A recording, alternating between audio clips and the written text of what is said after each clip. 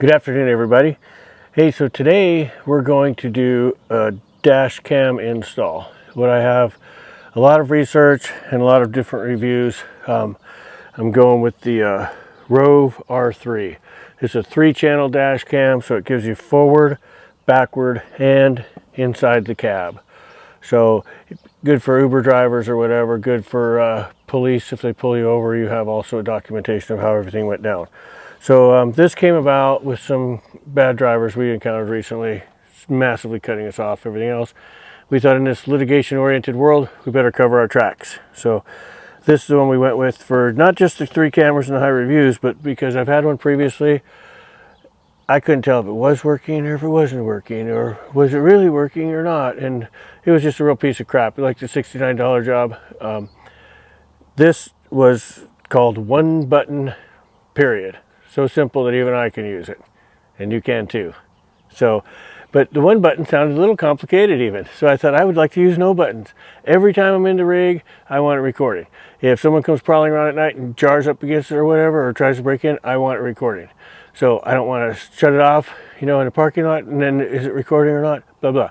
So I got the Rove R3 Ultimate Hardwire kit as well. So my plan is to wire it into a constant 12-volt source, so there's no turning it off or on or anything.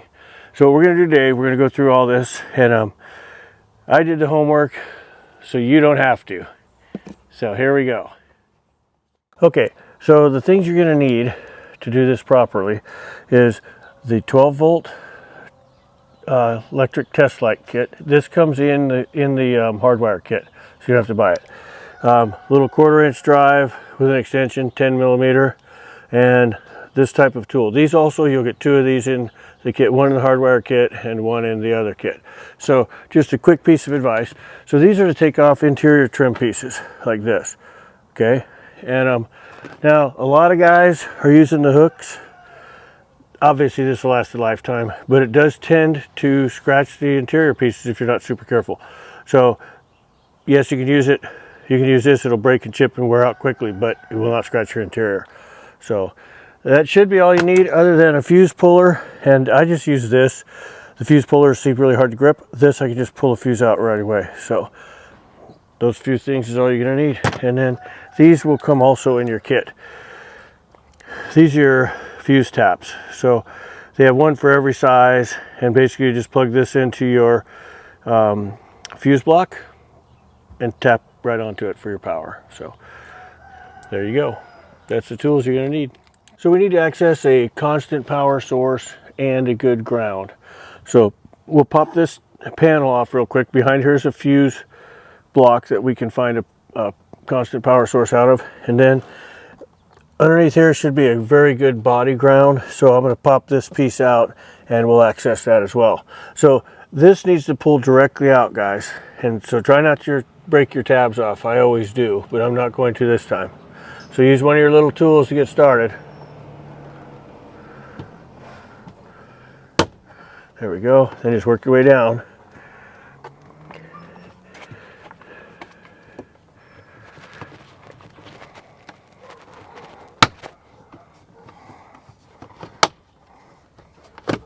Pull straight out, and lo and behold, I didn't break any.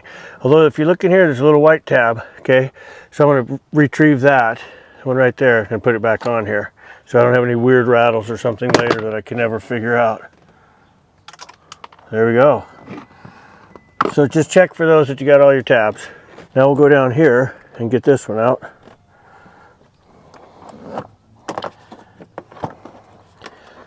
Pull straight up.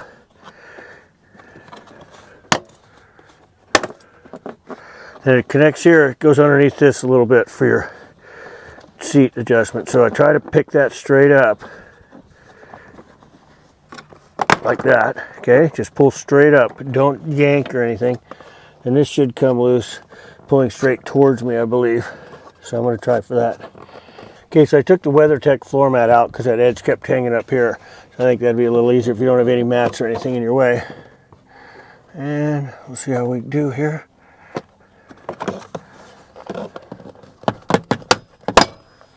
Okay, so pull firmly straight back. These are metal clips, that's why it sounded that way. So don't be afraid, but just pull firmly backwards. All right, so now we have a place to get our electricity and our ground. So I went ahead to make this quicker, better video for you guys, and jumped ahead. So if you look down here, you'll see there's a body panel ground. That's this big connector of cables, and then it goes here to this nut right here. All these Silverados will be the same. Now, if you're not putting it in a Silverado, just look for a very good thick nut that you can slip that onto. And it's just loosen this a little, slide your connector behind it, tighten it back up, and you're good to go. So then we needed constant 12-volt power. And on this truck, it turned out to be, I'll show you real quick, hook this on your good ground that we just located. Make sure that you've had your truck turned off the ignition key for at least 10 minutes, because a lot of these newer vehicles have a battery saver program built into them. So if you're running your radio, that's why, like when you're sitting down listening to the radio somewhere, it'll shut off after 10 minutes or so, or your power windows will or won't work after a few minutes. So you might test the circuit thinking it's always powered, but it's not. So on the Silverado here, it's the absolute top left fuse in the fuse block. And so if I plug into that right there, just push into it, there's 12.2 volts top left on the Silverado. Any other rig you check, usually you can look at your fuse blocks and it'll show you something like garage door opener, usually constant power, that sort of thing.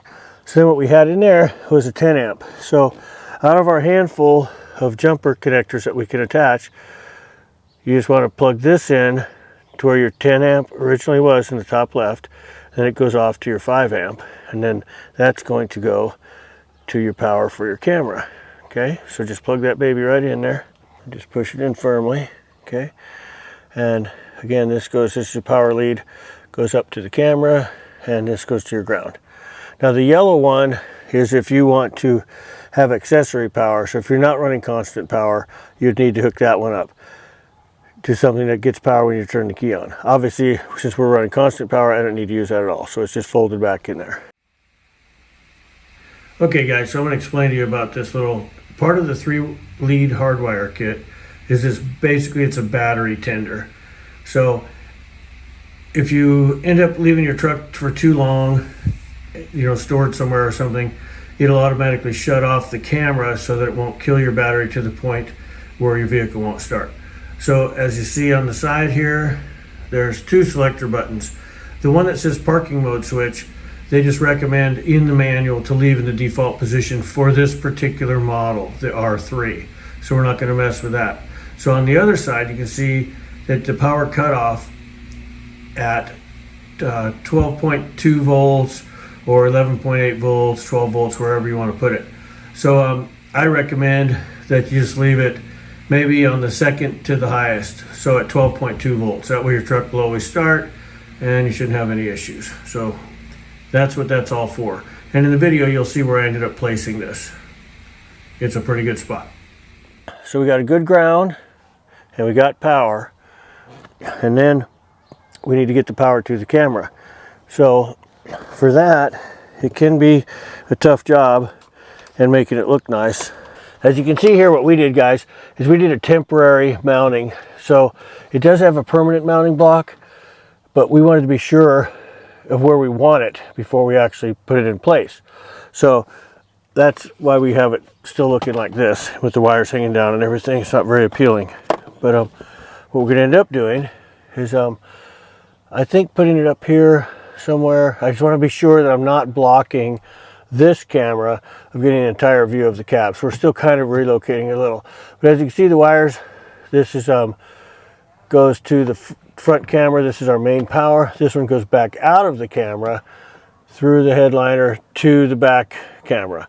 So now we're going to show you how to do that. All right, so in order to run our wires so they're hidden and it looks nice, we're going to try to get down here so we can go between the headliner and the window and get all the power cords down there.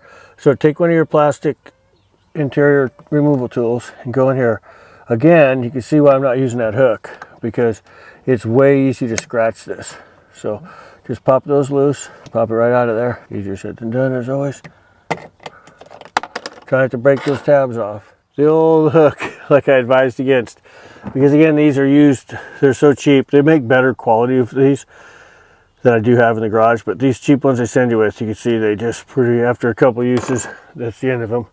So gently get your hook in there, make sure it's in, and then it can't scratch anything.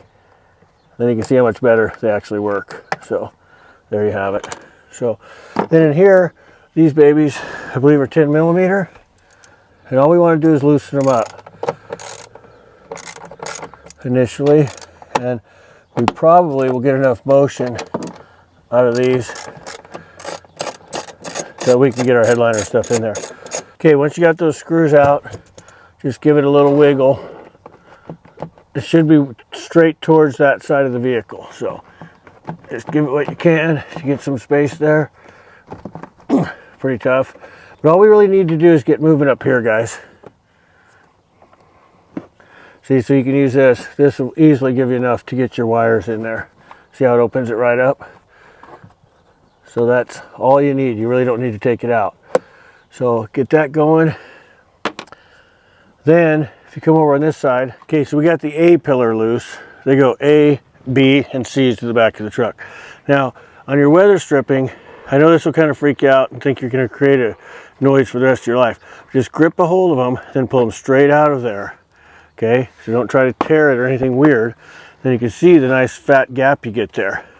So tear it's right through there. So then tear this one down enough, then you get your wire up behind there. Okay, but you don't need to go all the way down. Then this one, you probably are going to want to take it off enough to get to the B pillar. Okay, again, it'll look bad. Your wife will think you're tearing up the truck. But look at that nice gap to run all those wires through. Okay, so our next step, we're going to jump to the back seat. And for this, you want to slide this passenger seat all the way forward and then even tilt it forward as well. So you'll have some room to work with your tools. Then just jump in the back seat here, and we have two plastic covers to take off. I just took this one off, and we'll do this again here. Pop this one out. Safe place. Don't put this on your leather seats. 10 millimeter again. Now there is an airbag up in here, so a lot of guys are freaking out and saying, "Oh, unplug your negative battery cable, blah blah." I'm not going to mess around with the airbag. It seems to me to be an unnecessary step. If you want to do that for safety, you can. But again, I'm not playing around with the airbag or the sensor, so I'm not going to bother with it. So, got these two out. And then just, again, wiggle it a little, pull it forward at the bottom. And then the top, you don't need to take it all the way off even, okay? Because you can see how much gap we've got here, guys. So tip it to the front, run your wire through. Tip it to the back, get the rest of the way through. Same thing on this as we did in the front. Pull it straight down. You don't want to tear it. Okay? Just pull it down just like this. This will give us room to run the wires all the way to the back. So I've got the sliding rear window option in this truck. So the window goes that way. So I can't put the camera on this side. Easy enough. Take a peek in here. And you can see here we have plenty of gap to run the wire. Then we'll just run it right up here above this channel, all the way over to that side. Mounted the camera already. It's just a 3M thing, so just clean your window really good and stick it on there. And then we'll show you what we're going to do with the additional wires. Okay guys, so when you're installing the wires into the headliner, you have quite a bit of wire. So I use two tools, one on the left and one on the right, so I can hold the gap open. Then when I'm stuffing all the wires up in there, be careful not to pull the headliner down too much or you'll mess it up. And when you're plugging in the camera, make sure that the two ends are plugged in together properly. There's an orientation on the label. Make sure that's done right. Okay, so as you see guys, we got such a nice big gap all the way from the front to the back. Just take your wire and shove it up in there.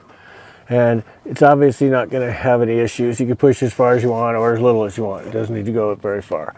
Then you can just reassemble everything. These are actually a little bit tougher to get on when you first start. So make sure you got them in the right groove and just push those babies all the way up on there. And it's actually a little tough sometimes, tougher than you think.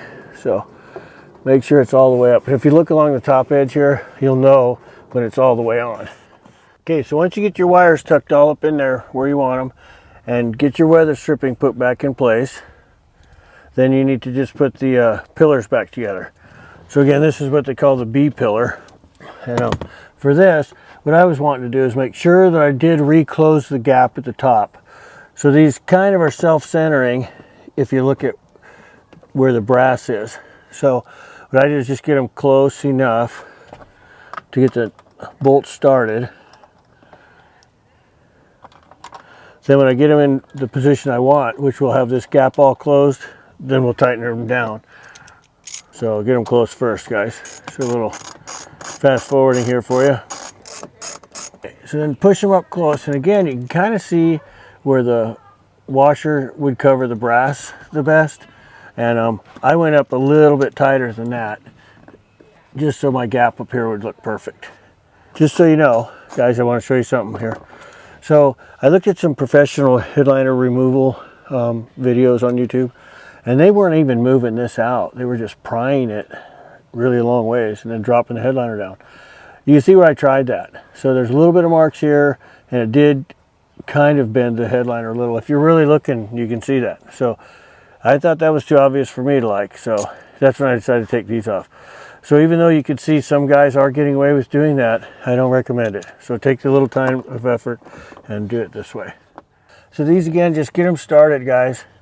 And then I'm going to pull it up tight. I actually already did, to where it's got no gap here, so it looks a lot nicer. So let's get the 10 millimeters put in there. Like I say, pull this up, just straight up, and it'll close this. Then we can tighten them down. It's not really a torque thing, just snug them up real good.